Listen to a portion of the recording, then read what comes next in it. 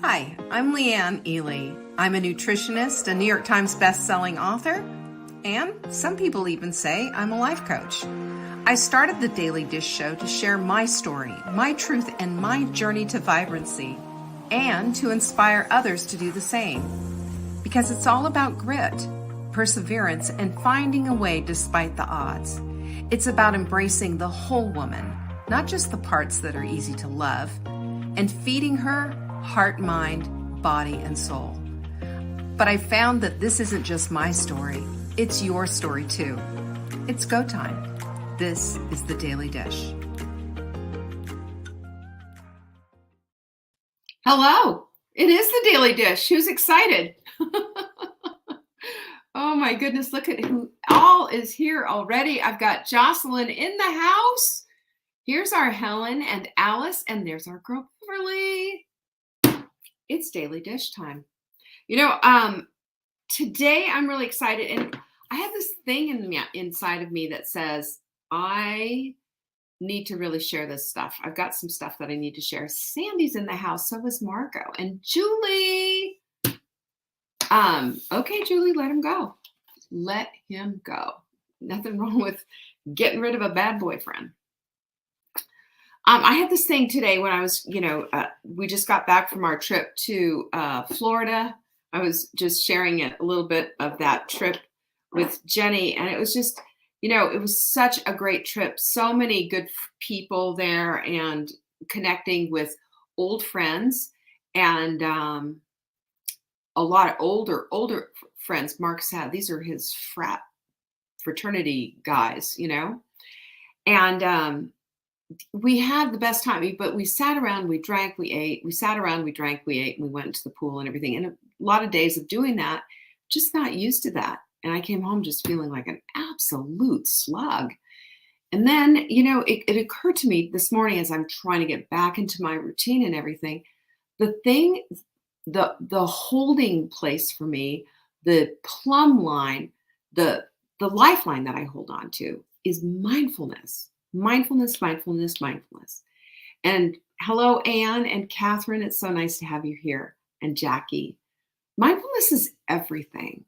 And sometimes we forget about being mindful, and we're mindful about all the wrong things. Our mindfulness needs to be on point, because when we're mindful about the things that are important, the things that we want, our focus changes, our perspective changes, and our actions change. Notice that. When we're mindful in the wrong way and we're going back into those old negative loops, we start repeating that stuff over and over and over again. Hey, Debbie. We don't want that. You know what we want? We want the vibrancy. This is what we signed up for, right? This is why we're here.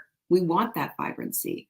So we need to get to the place again of going back to the very basic tenet of what mindfulness is. So today I'm trotting it out, and I want to show you and share with you some principles and practices of being mindful in the way that you want to be, in the way that helps you to show up and to be your best self, and helps you to lean in to the greatness of who you are. Because remember, if we are fearfully and wonderfully made, the apple of God's eye, that's pretty great stuff. That's exactly who I'm describing as you. So these practices are going to help a lot. And it's a refresher, I'm not going to lie. But I want to share this with you today because I think it's absolutely crucial, absolutely critical. Our quote of the week are really going to help you with that. You can't wait until life isn't hard anymore until you decide to be happy. How many times have we put things off, right? We put things off because it's not just so. It's not just perfect. We want it better. We're not ready yet. Have you ever done that? Have you ever done anybody dare to put their hand up and say, that's me? I do that. I will. I do that. It's not ready yet. Do you know how long it took me to get the ultimate sprint out? Because it wasn't ready yet. But there's more, and there's more stuff that I need to research. And I'm probably going to go back and see. I'm going to go back and probably redo it at some point. I'm just going to. because the research is going to be there for it. There's nothing wrong with that. But in the meantime, getting things done, we got to do that, don't we? So today we're getting things done. Today is Transformational Tip Tuesday. We're getting it done. We're going to get into the work. I like the work. Now, did you notice that drop, whoop, whoop, whoop, drop is our supplement of the week. If you have blood sugar issues, you should be looking at this supplement upside down and forward, because drop is amazing. Drop will help you with your blood sugar. Clinical studies behind it. Go check it out at savingdinner.com/show. This is where we put the supplement of the week. You can buy 3 and you will get 1 for free. I love this supplement. We worked with our formulator on this one, and he goes, this one's a good one. I promise you, this is a good one. It does work. So go check that out. The other thing is, what's tonight, everybody? It is the unveiling of the ultimate sprint tonight. Tonight, I'm going to be sharing it. We have a new kit that goes with it. We have everything. And I'm going to be showing you exactly what it is and why the research tells us this is what we have to do next. The sprint was created, by the way, in 2015. 2015. So for 5, 6, 7 years, it's been its same thing. This is year 8. It's time to change it up. So, and I'm going to do, and one thing that I have learned, I love giving things away. You know that. I will always give away things, tons of things. This ultimate sprint, you pay to play. And the reason why is we get more traction in the stuff that people purchase. So you're going to find out all about it today. I do hope you come. It's at savingdinner.com/sprint. Go get your seat, because that's the way you're going to be able to see this whole thing tonight. And I can't wait to share this presentation with you. Short presentation. You don't need a lot of explanation. There's some big, like 3 big things that have changed. And then the second part of it is that I know you're going to have questions, and I have the answers. Maureen, hello. Jackie, you know what? You can watch the replay. Baseball practices are important to be there and present with your kids. So good for you. Anyway, so that's what is going on. And you know me, I'm really excited about this, and I love doing free webinars. I love doing, giving you a lot of information. There's always food for thought, y'all. Have you noticed that? There's always food for thought. So let's get into today's subject. What do you think? And for you note takers, I'm just going to tell you right now, we've got 3 huge concepts that if you nail these concepts, then you're going to nail this mindfulness stuff down. And lest you think, oh yeah, I already get it. I'm already mindful. You can learn to be more mindful. Okay. More mindful. More mindful is not going to hurt you, right? Because these things, these are things that I've learned in my own practice of mindfulness, and it makes it keep getting better, because that's part of it. If we're going to live in full bloom, then we're going to become more and more mindful, and we're going to be mindful of where those petals are going. Juanita is in the house, y'all. So take the car back. Bye, honey. He's telling me he's taking the car back. Okay. All right. So anyway, can you close the door? I guess not. The door is open. So if you hear the dog, well, you'll know. The door is open. Denise, hello. Let's get into this practice of mindfulness, because this is the interesting part. Do you remember how I told you that your prefrontal cortex, now, our prefrontal cortex, what is this about? The prefrontal cortex is where we do all of our complicated intellectual thinking. It's abstract thinking. It's thinking in terms of conceptualizing. It's thinking the more complicated thoughts. In other words, right here, this prefrontal cortex is doing all the heavy lifting of what life should be looking like. Back here, where we have our more primitive brainstem, that's making sure that we don't stop breathing and that we have our heart beating at all times, right? Just to keep things in context.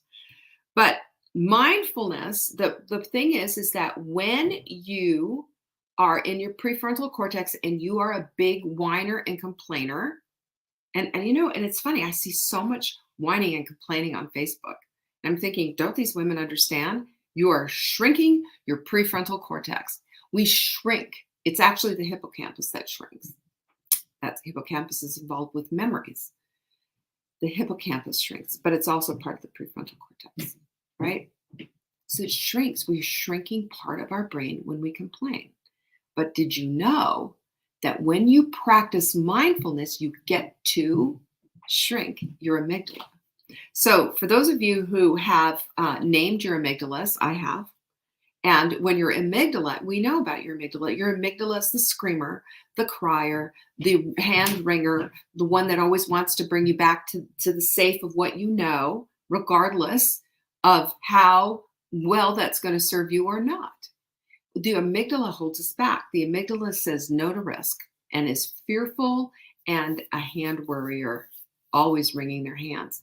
So two things that are really cool. You can shrink your amygdala and the fear center starts to get smaller simply by practicing mindfulness every single day. And if you stop complaining, you'll stop shrinking your prefrontal cortex, allowing your brain to get bigger and wiser and smarter. Is that not cool? Two things that maybe you didn't know about it.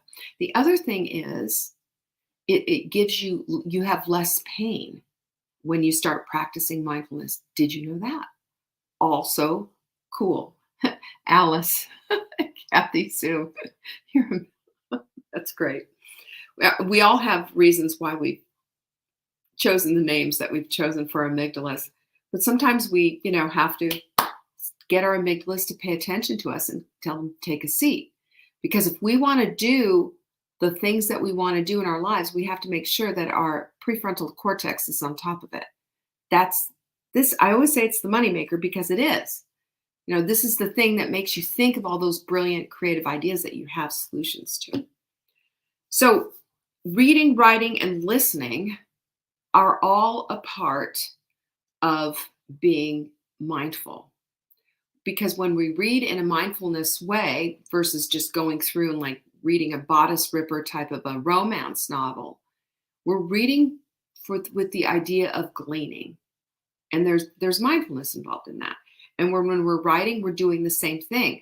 The writing isn't, like I always say, your journal writing is never for public consumption. It's for you. It's to help you to straighten out some stuff in your head. Because if we just allow things to pile up in our head, our heads can get overwhelmed with all the thoughts and all the things and all the everything else. And we need to be able to back away from that and take a breather, and feel good and calm about all the things that are going on. And same with listening. So one of the things that I have learned in my mindfulness practice is to read with intention. That's number one. When we read with intention, we don't just open a book and go from there. We have a purpose on why we're reading this book in the first place. What do we want out of this book? What's the purpose of this book? Start there. Because how often do we ask that? Oh, that sounds like a good book. I'll read that. I just want to read that. How about instead, what we do is we look at this book and we say, oh, this is a book on, for example, being mindful. I've got one right here. Here's a book that I'm reading. Let me show you it. Where is it? No, here it is. Here it is. Mind to Matter. This is an incredible book, right? You know why I'm reading this? Because I want to understand more on how your thoughts determine what the action is that you're going to take and what your world is going to look like. So it's a heavy book. I just got it. I bought it for the purpose of understanding thoughts better. Because as much as you can practice mindfulness, you find yourself falling back into a trap. And then of just having these old thoughts come up, especially, if you've lived any period of life, it happens. But we have an opportunity when we have an intention set on the book that we're going to read. And then we throw down the tools. I use these little flags and I find something that's just yummy. I want to come back to it. I want to see that flag in the book, go back to it and read it again. And sometimes I'm going to have my pencil out and I'm going to be underlining things and I'm going to be doing it. And sometimes I also get out the highlighter and highlight, highlight, highlight. Because when I highlight, when I flag, and when I underline, and I go back and just look at that chapter for just the 2 minutes that it takes to read those different things, these ahas are popping out at me and it's clicking inside. It takes that mindfulness one step up. It's unbelievable what it does. And then you want to go deeper? Buy an Audible book and have the author read it to you as you're reading it on here. So I have both of those things. This is going to be my next deep dive. And this is how we get to the place of making tangible, concrete steps in our lives that take us way to the next level and completely start to change and remodel the way we think. And we need that because, our thinking has been what we were taught to growing up. I grew up with yelling parents. I grew up with a hand-wringing mother. If everything wasn't just right, she'd freak out. And so that has an impact on me, of course. That's what we take. We learn. We are impressionable. We are impressed by this as children, and those become our default mechanisms. If we're going to get out of those, then we have to teach ourselves something completely new. And this is exactly how we do it. We read with intention. We get out our tools and we go back and we give it a second go round. Have you noticed the difference on how this makes? Because honestly, the recall of your book is going to be incredible. So much better. You can do it with your show notes if you want, if there's something that's popped out of your show notes. But the brain stuff, we get the brain stuff down. Sandy says, love, love, love the brain stuff. So do I, because the brain stuff is the game changer. It's always about the game change. And you're going to hear about that tonight, by the way, when I do the webinar, because there's so many times where we just think it's only about, this thing right here. And it's not. It has to go deeper. It has to penetrate. It has to permeate every cell of our body.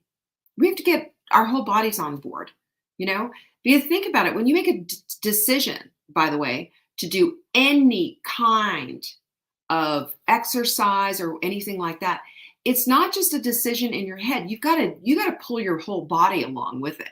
You got to get your biceps to agree, sign on the dotted line. You got to say yes to those squats. You got to say yes to getting out there and doing something, putting on the clothes and your costume and everything else to do it, right? It's never just about one thing. It's never just about one thing. It's always about what is it going to take. So if we can circle up this whole mindfulness thing, boom, it's going to make it a lot easier to do. Number 2 is helping these ideas land. And you know how we do this? There it is, folks. There's your expensive journal. I got it for $1. Okay, you can find them at dollar store. You can get them online, buy them in bulk on Amazon. I don't care. But they're just the easiest thing in the whole entire universe because they're empty pages. And do you see how I've tagged these? You know why I've tagged these? I've actually used them for shows. I've gone back here and found stuff like questions that I ask myself, and things to shift the mind. And I've used this stuff in my shows because the discovery process needs to be documented. The discovery of who you are and what you're about and what you can be and how you can step into this next level of being happens in journaling. No, you do not need to be a great writer. No, you do not. You just need to be a documenter. If you can make a grocery list, you can journal, Hey, Lynn, Kate, hello, thank you. It's true. Because journaling is one of the ways that we can empty out some of the trash that's in our head and sort, because some stuff needs to be recycled, some stuff needs to be dumped, and some stuff needs to be pondered further. How do you decide what? Unless you get it all out.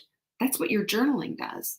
And sometimes your journaling is just like, you want to read some complaining? I've got some here, Sometimes your journaling is just like, I got to just get rid of this toxic garbage. And then at the end of all the stuff that I write, I'll say, well, I'm glad I got all that out. I'm done with that. I'm putting that away. Kaput. It's done. But we journal so we can allow concepts to be seated, so we can allow ideas to have a starting place, so that we can have a place where new habits can develop. I have an idea. This is what I can do instead. We can iron out some of the difficulties that we're having. And maybe we're looking at it and going, you know what? I just can't figure out, how am I going to fit X, Y, and Z in? But if you are sitting here and you've got this,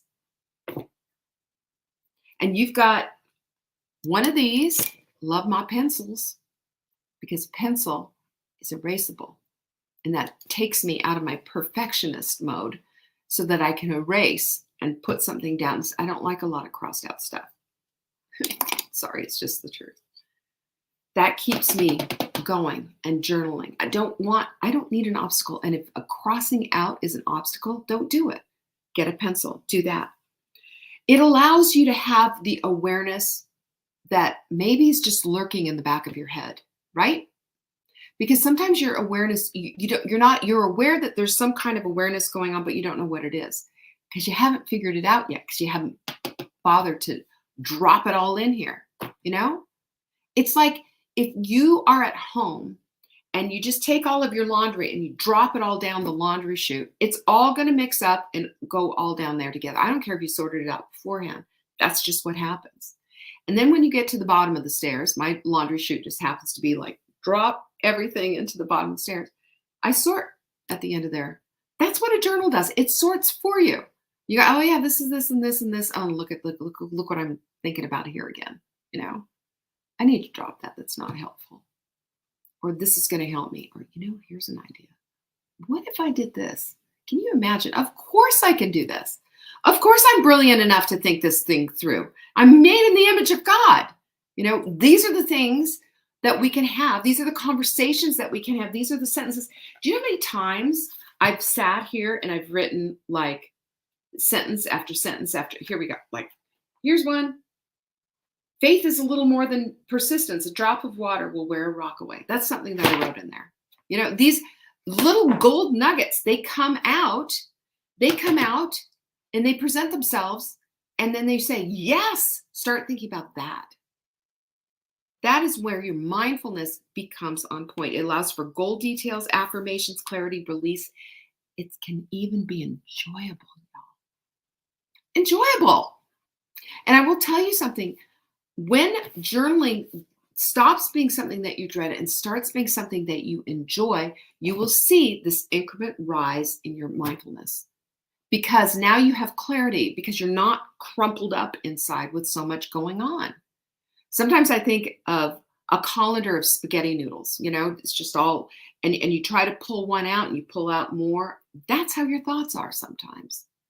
But if you use this journal the way you need to use the journal, and you're not going for Pulitzer Prize writing, you're going for learning about yourself and about what it is that's making you tick, and seeing if there's anything that you're holding back from or that needs to be released. Boy, oh boy, and you get out those tools, things start to rock and roll and change. And then the third one is oh, you told me. Good. SavingDinner.com/Sprint. I see that for you, Juanita. Good. I hope you're going to be here. But here are some things where it gets really interesting too. And again, this can also land back in your journal, right? But it's listening actively. Listening actively. Most of us listen in a conversation, just waiting for a moment where we can put in our 2 cents. How well are we really listening to that other person? I know for me, I was crushed at what a lousy listener I was, But when I made the decision, because this is what this is, it's the decision to actively listen, to actively hear, and to be able to reflect back to what somebody else is saying, I noticed that my relationships grew. I noticed my empathy growing. I noticed my love and care genuine care about the other person grew as well. And this has been something, and it's been a long time that I understood this. I did this in a counseling session years ago, and I have noticed what a difference this has made in my entire life, in what my work even. I'm listening. When I listen and when I hear and when I can actively participate in the listening and say, so are you saying, and reflect back, we have an amazing connection that's being made that otherwise wouldn't be made, because it's just an exchange of words if active listening isn't going on. And if you actively listen, the chances are, because that's an up-leveled conversation, right? The chances are the other person that you're speaking to will start actively listening to you as well. And there's this whole idea of, I see you, I hear you, and I love you. That's what comes out of active listening. And you can see why, of course, that is going to be a relationship builder, don't you? The understanding and the compassion and the love is unparalleled, because being listened to like that may have never happened to that other human being. And when you are the one pulling this rabbit out of your hat and utilizing it, it is an act of love for someone to hear, I hear you, I see you, and I love you, without being said that. It's just incredible. And you want to hear something interesting? And Mark and I noticed this with Mark and I, listening to music together, that pulls people together. I mean, like when you go to from everything from going to a concert to just, cranking up the music while you're making dinner together. You listen to the melody, you listen to the instruments. Sometimes you just burrow down and you just sit there and you're just saying, I'm just going to listen to the cello this time. Just going to hear that cello. And you allow it to permeate your heart. Again, there's a whole other level of mindfulness that creates this beauty in a relationship and a beauty in just living life. So what this does, it creates an experience, right? But so does your journal. So does your journal create an experience, and so does reading with an intention create an experience that all helps you to drill down to the beauty of what your life is, on how these vibrant practices will lead to the path of purpose and amazing vibrancy. So, and I will say that this is how you create a mindful way of life, which in turn creates the vibrancy that we all seek, which in turn gives you exactly what you want, that toothsome deliciousness of what life can be. And it's all possible. And we all find ourselves in the place of going, oh, that old way is so much less attractive. This is so much more beautiful, because it is. And I invite you to try these practices on and to see how they transform your journaling, see how they transform your reading, and see how they transform your relationships if you actively listen. This is the practice of mindfulness that will take you to this whole other level. Promise. Alrighty. Thank you so much for joining me today. So lovely to have you all here. I'm looking forward to tonight. So if you're going to be there, you need to go get yourself a seat. Go to savingdinner.com/sprint. That's your link. You'll get a webinar sign-up sheet or whatever. Just put your name, just follow the directions. So easy. And you will really, really enjoy it tonight. I promise you, it's going to be mostly Q&A. I will tell you, it's just a short presentation, and then you will have questions. I know you will, and I will have the answers for you. I'm looking forward to it. Peace be with you. Bye-bye. Thank you for joining me today. You can find me on TikTok for daily tips to help support your most vibrant life. And remember, you are the author of your own story. Until next time.